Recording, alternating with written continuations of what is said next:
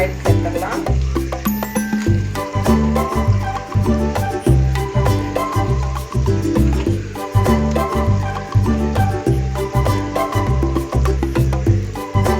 So இது தொக்காவும் செய்யலாம் நம்ம. பட் இன்னைக்கு தொக்கா செய்யல. ஜஸ்ட் அப்படியே சில்லி பவுடர் அண்ட் சால்ட்டை போட்டு எப்படி ஃப்ரை பண்ணுறது அப்படின்னு பார்க்கலாம். ரொம்ப சூப்பராக இருக்கும்.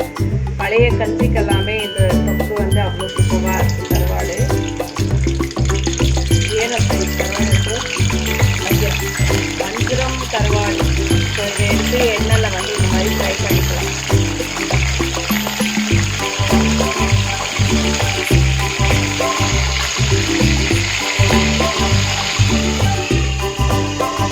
எண்ணெய் ஃபுல்லாக ஸ்ப்ரெட் ஆகாமல் கடல் வீட்டை போட்டு மூடிடலாம்.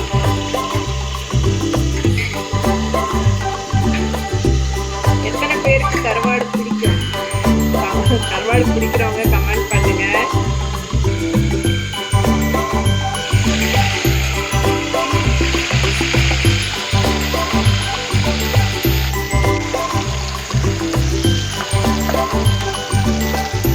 நல்லா மிக்ஸ் பண்ணிட்டே இருந்தாலும் உடஞ்சிடும். ஒடியாத மாதிரி நம்ம மெதுவாக ஃப்ரை பண்ணி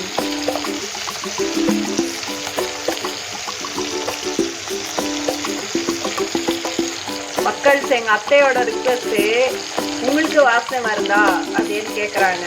இந்த கொஸ்டினுக்கு நீங்கள் தான் பதில் சொல்லணும். என்னைக்கு இங்கே பயங்கரமாக வாசனை வருது, உங்களுக்கு வந்தால் கமெண்ட்டில் கமெண்ட் பண்ணுங்கள். ஸோ இது ரொம்ப பக்குவமாக நம்ம வந்து ஃப்ரை பண்ணி வச்சுக்கணும். ரொம்ப அப்படியே நம்ம பிடிச்சி கரண்டியில் ஆட்டினோன்னா எல்லாம் உடஞ்சிடும். ஸோ ஒடியாத மாதிரி மெதுவாக பார்த்து இந்த மாதிரி பிடிச்சிக்கணும். ஸோ இப்போ நல்லா பார்த்தீங்கன்னா ஃப்ரை ஆகிடுச்சு. இந்த ஸ்டேஜில் வந்து காரத்தை நம்ம எவ்வளோ காரம் சாப்பிட்டோமோ அதுக்கேற்ற மாதிரி நம்ம மிளகாத்தூளை போட்டு நல்லா ஃப்ரை பண்ணிக்கலாம்.